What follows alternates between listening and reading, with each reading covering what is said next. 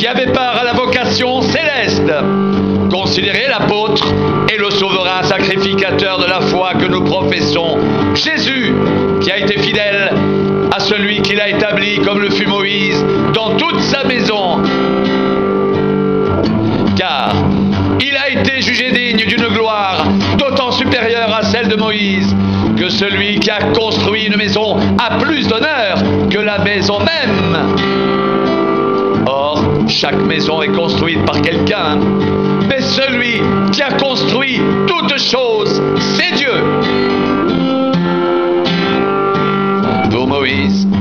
il a été fidèle dans toute la maison de Dieu, comme serviteur, pour rendre témoignage de ce qui devait être annoncé. Mais Christ, il est comme fils sur sa maison, et sa maison c'est nous,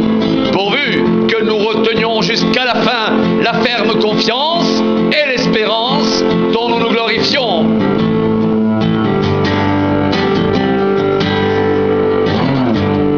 C'est pourquoi, selon ce que dit le Saint-Esprit, aujourd'hui, si vous entendez sa voix, n'endurcissez pas vos cœurs, comme lors de la révolte, le jour de la tentation dans le désert, où vos pères me tentèrent pour m'éprouver, et ils virent mes œuvres pendant 40 ans. Aussi je fus irrité contre cette génération, et je dis, ils ont toujours un cœur qui s'égare. Ils n'ont pas connu mes voies, je jurai donc dans ma colère, ils n'entreront pas dans mon repos.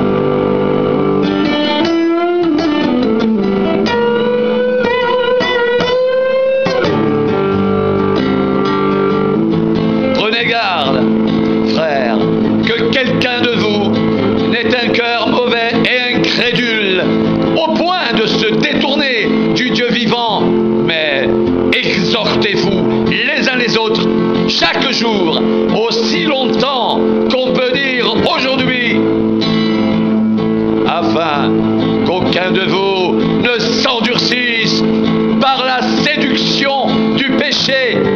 car nous sommes devenus participants de Christ, pourvu que nous retenions fermement jusqu'à la fin l'assurance que nous avions au commencement, pendant qu'il est dit,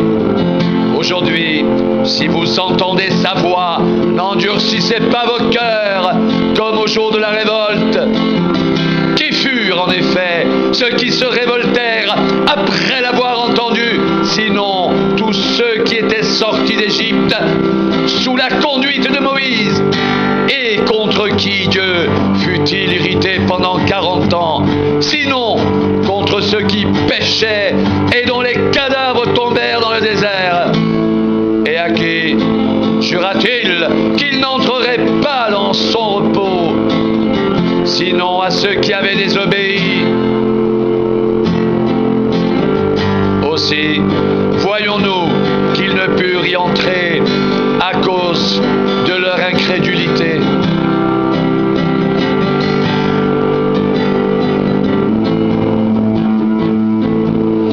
Prenez garde, frères,